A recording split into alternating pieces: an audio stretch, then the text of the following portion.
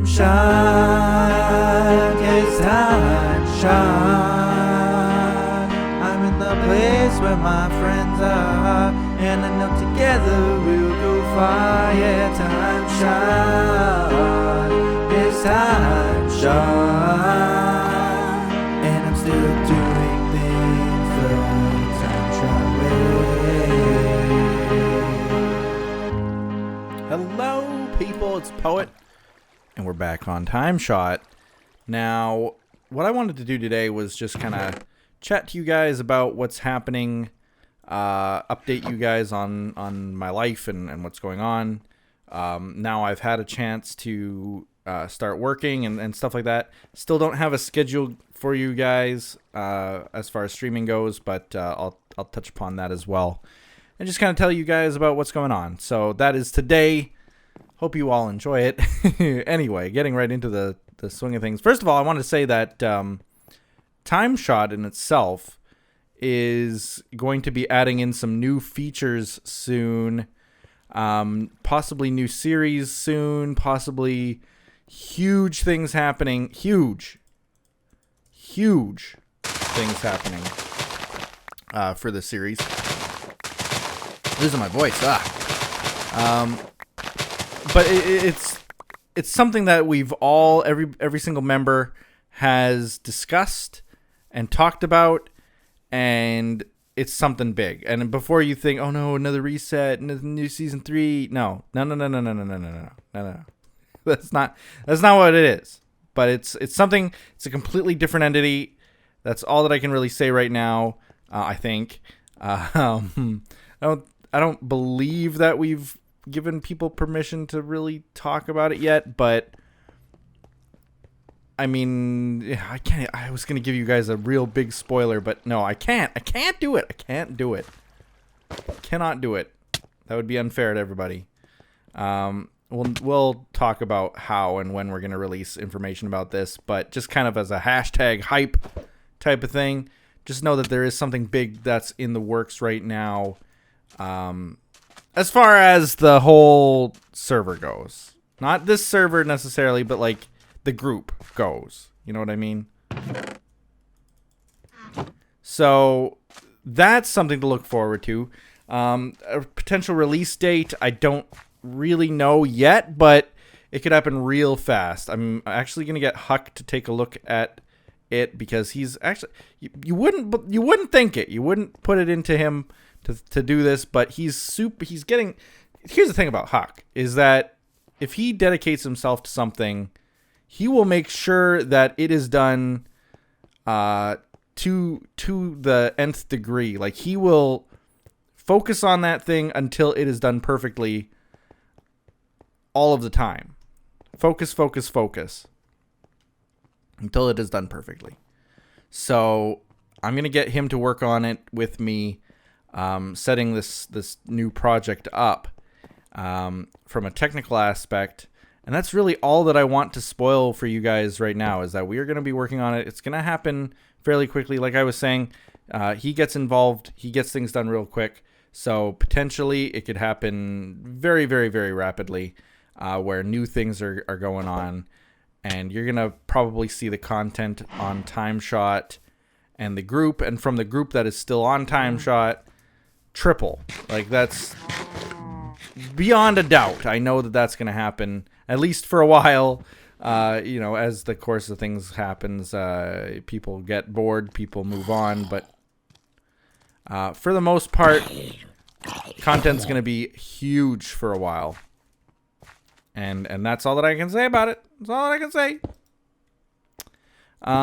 So, on to my recent series of events in the immigration thing, because I love telling you guys about all that. So I traveled to Vancouver, and if you don't know, open up a map, okay? That's all that I really, this is not a world without maps here. You guys can figure out where in the world that is fairly easily. I'm not going to hold your hand if you don't know where in Canada that is or where in the world that is. Give me a break, okay? But I went to Vancouver, and It was all right. It's a fun place. I've been to Vancouver before. It's nothing new. I've been to that side of Canada before. It's nice to see the warm weather and heat, and the mountains are off in the distance, which is kind of nice. So, you know, it's that kind of stuff is pretty well. It's nice. What else can I say, right? It's never a bad thing to have nice weather and mountains off in the distance. And, you know, if you've been to the west coast of the U.S., it's kind of similar. No palm trees or anything, but you've got the big, huge spruce trees and stuff. Very cool. Anyway, I've been there before. I went there for the medical exam. So the medical exam is something that you have to take. I'll just remind those who may not remember. The medical exam is something that you have to take in order to get immigrated into the U.S. Simple as that. And it went well. It was brief. That's all that I can say about the time it took. But it went well, I think. So the way that it works is that when you're moving to the U.S., or actually even if you're moving to Canada, the same place does the medicals, apparently. But there are several places that are designated to do medicals, and they are the only places that can do them, okay? That's why I'm traveling. If you're thinking, like, why did you have to travel to do that? It's the only place. There are only, I think, 4 places in the entire country. Keep in mind that Canada is, like, the second largest country by landmass in the world. And here, there's only 4 places in the entire country that do it. So either way, there's a very good chance you're going to be walking fairly far to do one of these exams, you know. It's just the way that it's going to be. And unfortunately, that's the way that it worked out for me too, is that I had to travel quite far to do it regardless. Like, there wasn't a close medical place to do it. I had to travel far. I had my pick.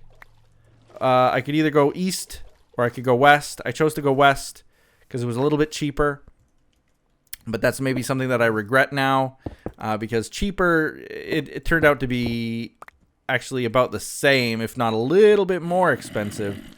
So, you know, if I were to do it all again, I'd probably not go to the West Coast. I'd probably go to Montreal, the French Quarter of Canada, and do it there. Simply because it would have cost me the same anyway. That's sort of the direction I'm heading anyway. So might as well have done it there anyway. But lesson learned. You know, I still had a good time, and it didn't cost me any more or less. You know, it was about the same, like I said. So you travel to this. In my case, I traveled to Vancouver to do it. And it was a 10-minute thing. 10 minutes. That's how long it took. I went to Vancouver. I flew to Vancouver, hopped on a train, traveled for about an hour or so to the little town that I needed to be in for this medical. The medical exam took about 10 minutes. 10 minutes tops. And then after that, it was I had to walk half an hour to this x-ray lab, get blood work done too. And once that was all done, I was basically, I had 6 hours left to just...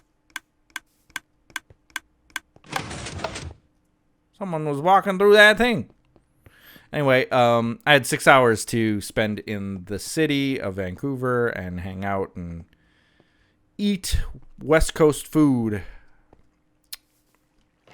That's basically the entire reason I was there, let's be honest. It was entirely the reason I was there. Never mind the medical. It was actually for the food.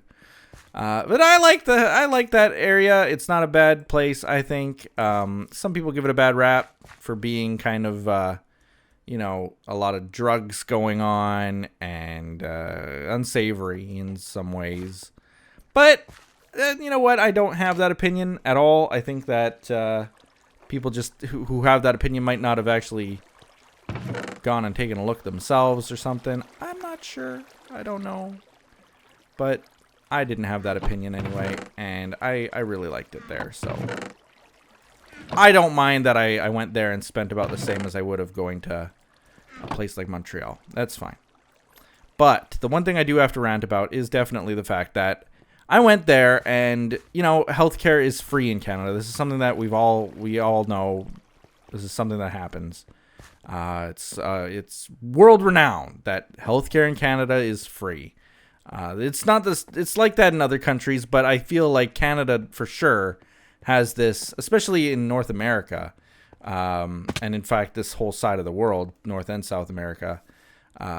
Canada has the reputation of having free healthcare. This is something that we pride ourselves on, and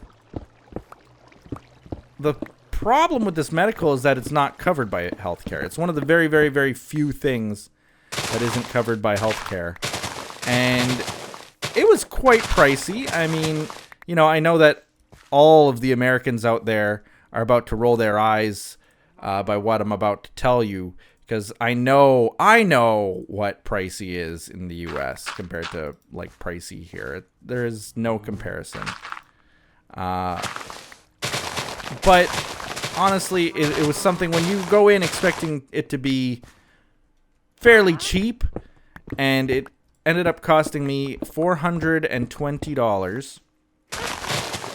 And as I said, it took about 10 minutes of time. 10 minutes. He poked me, he prodded me. Took 10 minutes.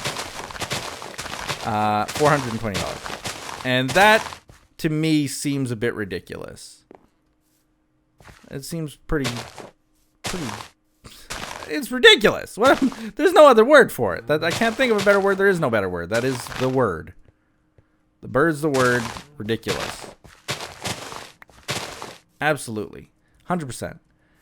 And, I just didn't feel like I got my money's worth, maybe. It's a weird thing to say. He should have done more for me. But it was, you know what? It was weird. I have my own family doctor that I go to, and I suggest everybody out there goes to a doctor. I know that some people, they think they're invincible. I was one of those people. I still think that, but I still at least go to a doctor. I know that some people don't, and you just don't know. It's not about fear. I know some people think, if I go to a doctor, then they're gonna tell me something is wrong with me, and I can't handle that, or I can't afford that, so there's no point. But you know what? It's good to at least try to take care of yourself. If there is something wrong, you should go. And sometimes you might not even feel like there's something wrong with you. You go, you get tested. Oh, there is something maybe wrong with your cholesterol, something wrong with your heart, something wrong with, your breathing or something. You don't even realize is a problem until you go to the doctor and get tested. So I do recommend that now. I'm getting older, so I need to take care of myself. I think, though, that everybody of all ages should take care of themselves. Why I'm bringing this up is because I go to my own family doctor, and I've done tests, and he's always like, "Oh, your cholesterol's pretty good, but a little bit high." Like no duh. I eat a bunch of crap all day. What do you think? Of course it's high. Blood pressure maybe a little bit high.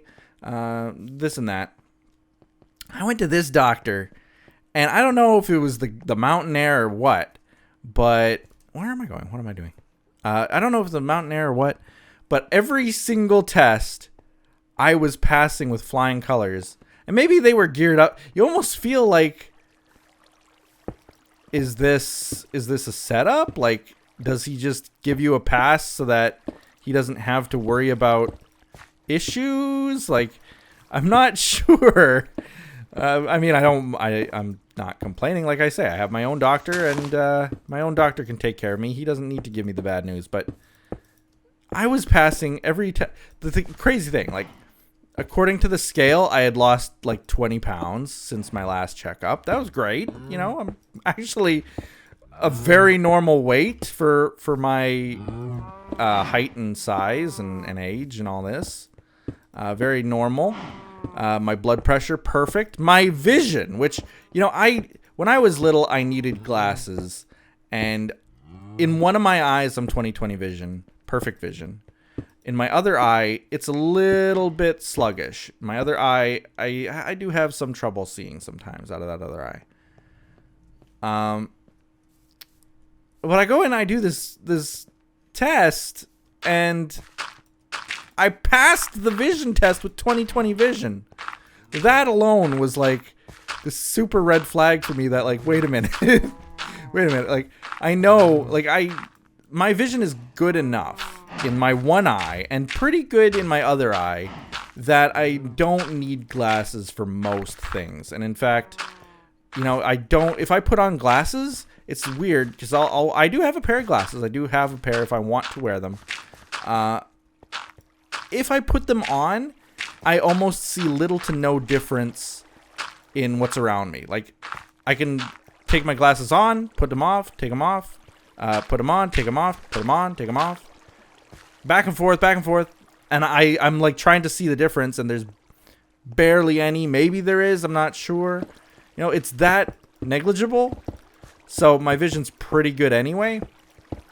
But I've always needed glasses, and I always have a prescription that they give me. But I went and I passed the vision test with 20/20 vision, and that made me laugh inside. Like, what the crap, man?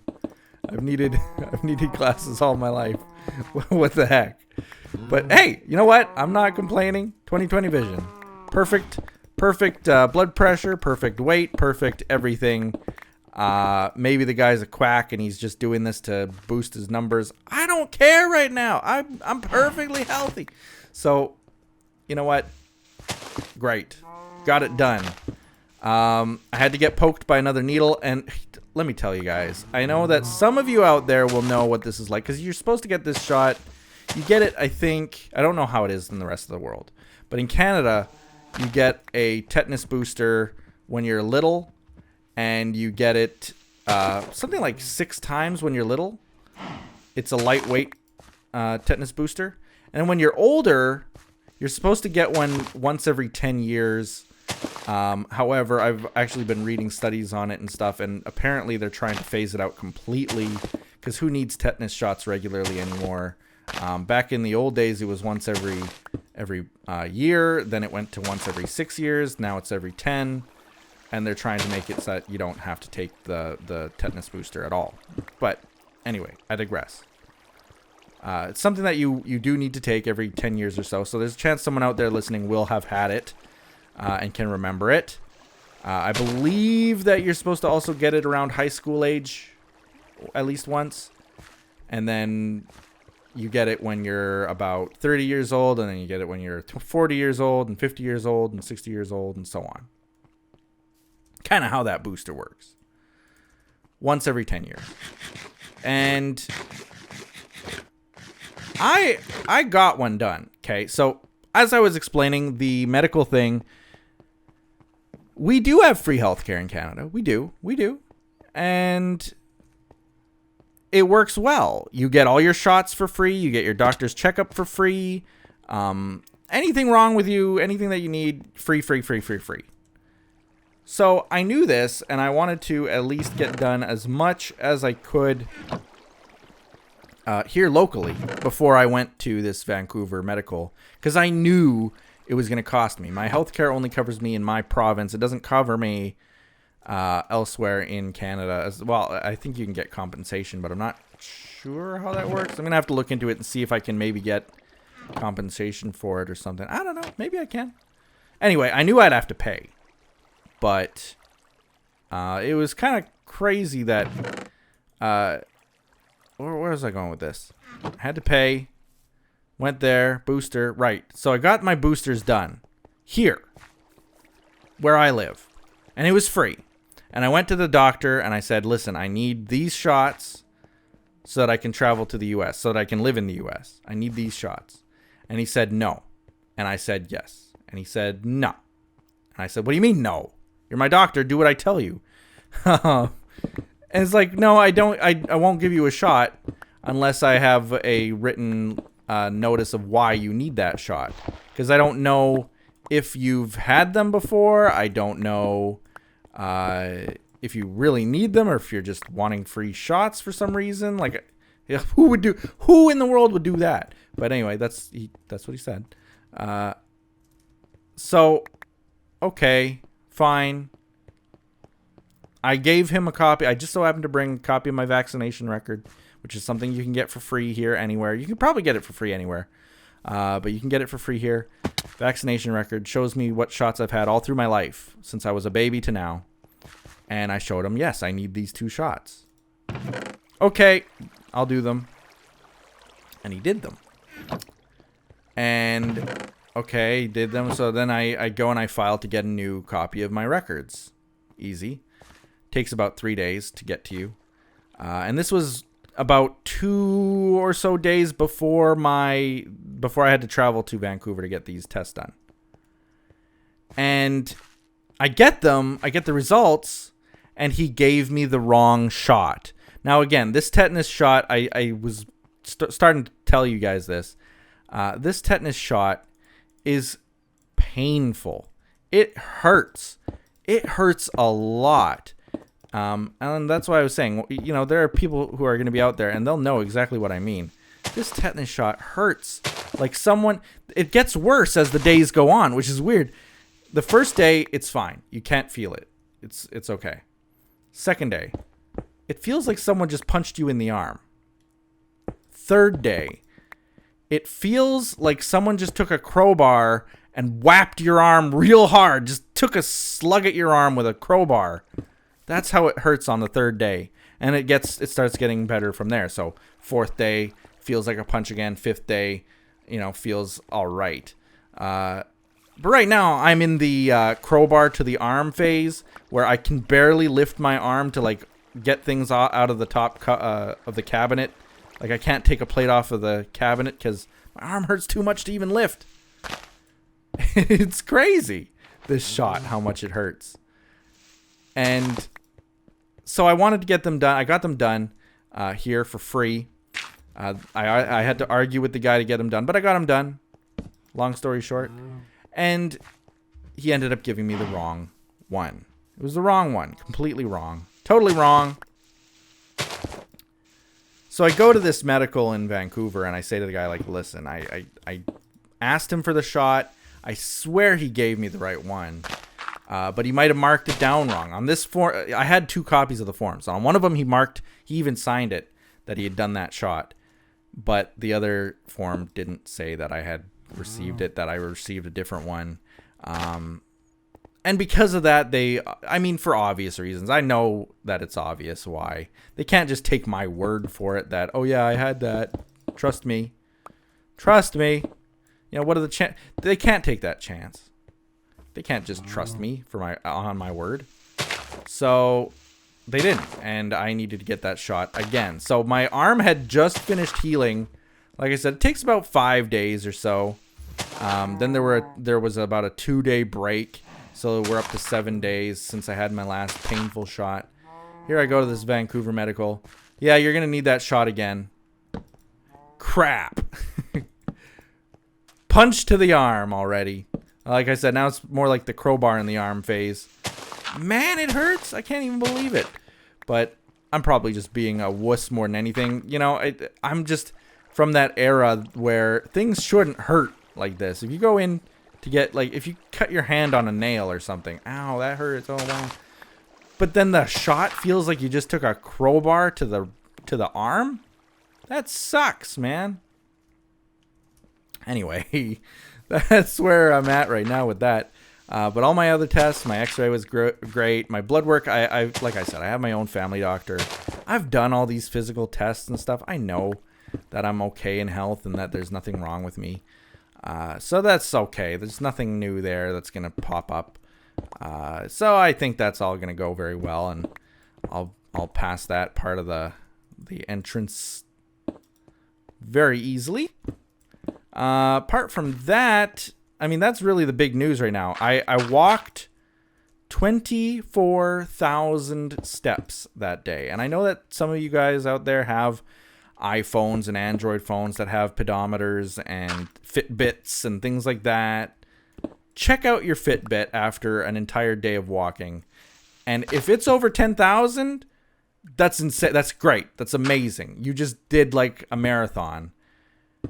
Mine was 24,000 steps. And it's just a crazy. Like 24,000 steps is about the length of a marathon, isn't it? How long is a marathon? I don't know how long a marathon is technically. But I walked for about 10 miles total. About that. 10 miles.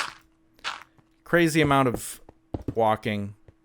And, you know, I kind of regret it. I could have hailed a cab. I could have hopped on a bus. But I kept pushing myself. And if I drive, I'm kind of the same way as I was saying Huck was, where if I put my mind to something, I will not stop. And I had my mind on accomplishing the walking feat, getting to where I needed to go by walking, and I did it, but I was dead for it. My feet still hurt. Here we're 2 days later, my feet still hurt. So I kind of regret doing that. But they're feeling a little bit better today, and they'll just continue to feel better. When I was in New York City with Fabe, me and him walked 36,000 steps in one day. So that's to show you, but that was after several days of walking 12,000 plus, building up, and then 36,000, wham. To not move very much during the day on a regular day, and then all of a sudden, okay, I'm going to go ahead and walk 24,000 steps. That hurts. It does hurt. It really does. So, lesson learned, like I said. I'm going to have to take it easy on my feet for a few days now, just to kind of recoup. But I had fun while I was there anyway. I got to see the sights. It's a little bit smoky out there right now with the forest fires, but it's okay. Still got to see some of the sights and eat some of the food, so I had an alright trip. The next trip is to Montreal. That's the consulate embassy interview. It's the final step. And honestly, that's it. That's it. Then we're done. Then we can go and finally get married and be on our way and be happily ever after done with all of this crap. So I'm excited for that. What else? I started working now. So surprise, started working, and it's all right. It's okay. I'm having fun. It's right now I'm not doing a whole lot, I'll admit. I'm just quote unquote shadowing people, and what that basically means is sit around and watch and learn, and it's all right. But the problem with the shadowing thing is that I wish that I could jump right in right now and stay busy, because doing watching and learning all day long, it drags on. But I am working now, and it is hectic enough.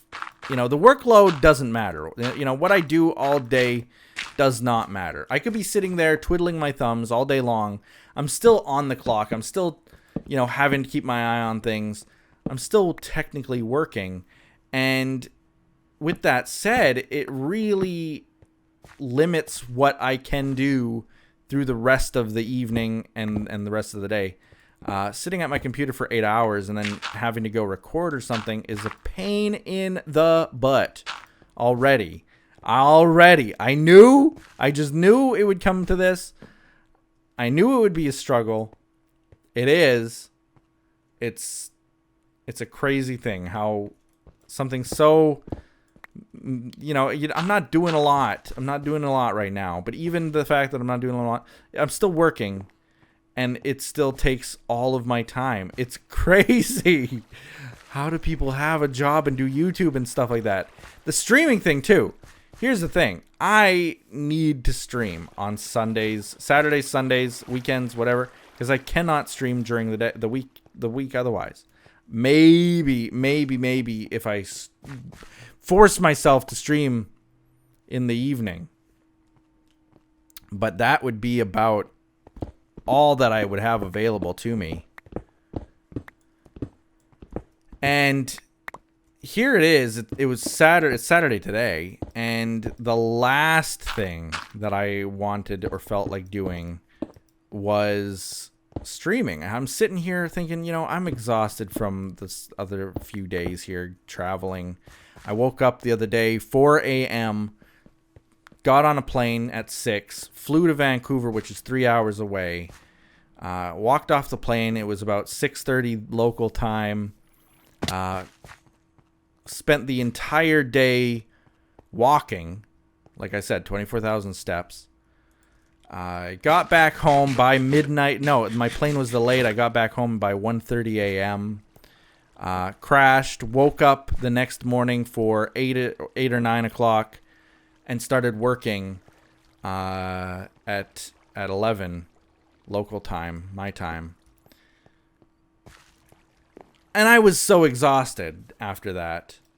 But I ended up recording Discordancy, like 3 or 4 episodes of Discordancy. So it was like just no rest for the wicked, as they say. I just couldn't rest. And today I slept in so hard, so long, so relaxed. Slept in, felt great. Would recommend. Would do again. It was great. And the last thing I wanted to do was sit down and stream. I don't know if it'll be like that every week. I see this is the balance I have to find. I don't know where we're at yet or what I'm doing yet. Once I find that balance, then it should be all right. But yeah, I'm working on it.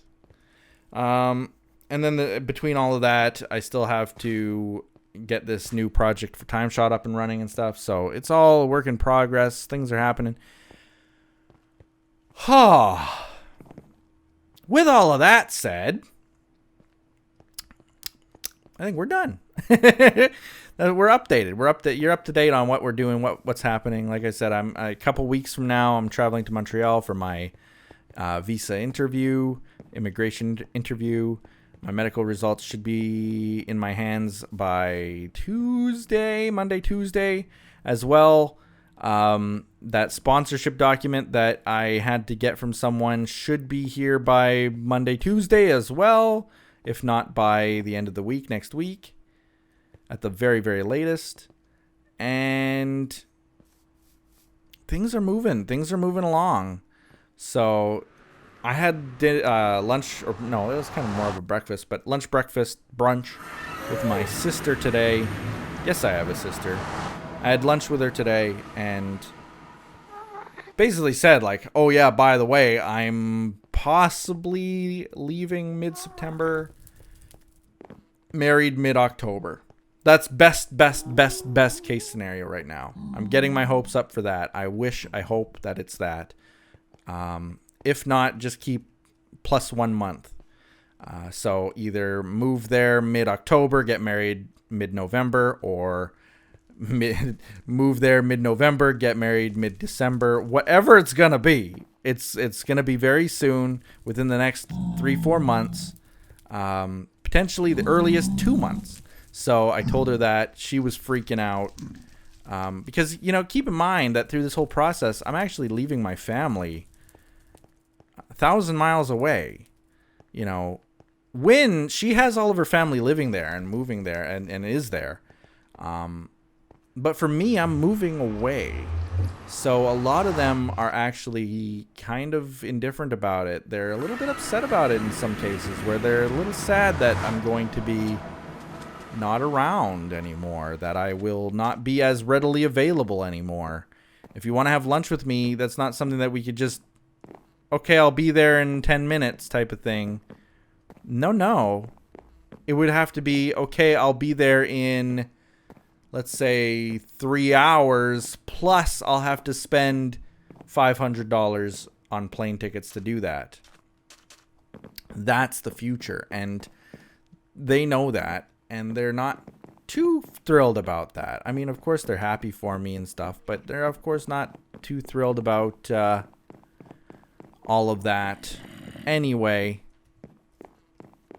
But they are as happy as they can be, I suppose. Leaving them and them leaving, them not being able to come see me. It's bittersweet to them. For me, I'm still thrilled. I'm still happy. This is my life. This is what I want to do. And that's not something that I would change for family. I know that a lot of people out there don't move from their hometowns. They don't move from their cities that they grew up in. They don't travel outside the country. They don't travel outside the city.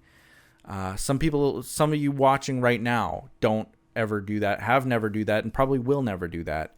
And the key reason being your family is there, and you don't want to leave your family, because family is super important. And I agree that it is. Family is really important. But for me, I've always thought that, my life does still come before family. My family is super important to me, yes, but my life comes first.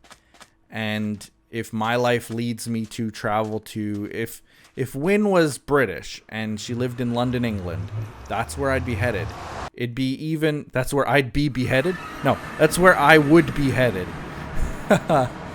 And that's how I live my life. You don't have to live your life that way. But just if you are one of those people, or if you're not, just close your eyes and think about it for a second.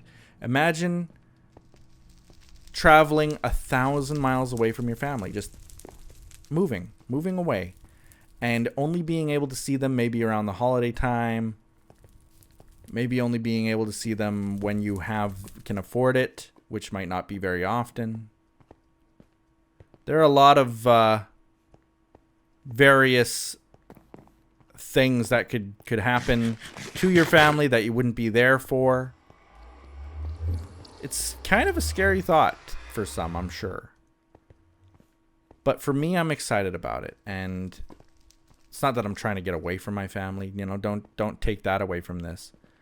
It's just, like I said, I want to be able to live my life. And it is, I hope people realize, a pretty big move for me. I'm not the only one in the world who's made this kind of a move. And people do make even larger moves, like marrying someone from the other side of the pond. But it is still a big move. My family, they're trying to, have lunch with me and stuff, and hang out with me. We're having a family reunion, get-together, barbecue type of thing in a park come next month as sort of a farewell to me. And, I also met up with some friends a couple weeks back. They had a barbecue. They gave me cake. They gave me a card for good luck, signed by all of them, saying we'll miss you, and kind of a goodbye party type of thing. And this is what people in my life are going through right now. So, it is an emotional time, both for positives and because there are some little sad notes to it. So with everything going on, with work happening now, with having to travel for these different interviews and exams and stuff, hope you guys realize, if videos if I can't talk anymore, I hope you guys realize, if videos don't come out as frequently or as readily, I know you guys have told me that you will still support me 100%, but I really do hope that you do. Even if it's going back and rewatching one of your very favorite playlists, like go back and watch the Terror Restore playlist, or maybe you've never seen it, go watch it for the first time. Same goes for like the Super Hostile maps with me and Liam, to the various Pixelmon series, start from the old Jurassic Park Operation Genesis Season 1. Go back and watch some old videos even to appeal your time, and take it for what it is, that right now things are getting a little bit hectic, but things will calm down. I promise you that. They will. They will. Don't worry. Once again, video's over. Thank you so much for watching. Hope you guys enjoyed it. Once again, I do want to plug very quickly, because I feel obligated to do so. Plug the GoFundMe. The link is in the description. It is for travel costs for Wynn to come and help move me to the United States. The bare minimum, you can look it up yourself. Go look on the U-Haul website for a van. It starts at like $1,000 flat rate. Crazy cost involved in moving. That doesn't include the gas or the food. So it's quite the expense for her and me. Hope you guys can chip in. Anything at all helps, even $1. But if you can't, we understand. We will somehow scrounge and find a way, as we always have. We appreciate everything that everybody has ever done for us. And again, once everything settles down, you guys will be paid back tenfold in both content and thanks and whatever else I can do to say thank you to everybody who helps out. With that, thank you guys again. We'll be seeing you next time on TimeShot. Big things coming. Big things. Hashtag time hype. Hype shot. Hashtag hype shot. We'll see ya. Bye-bye.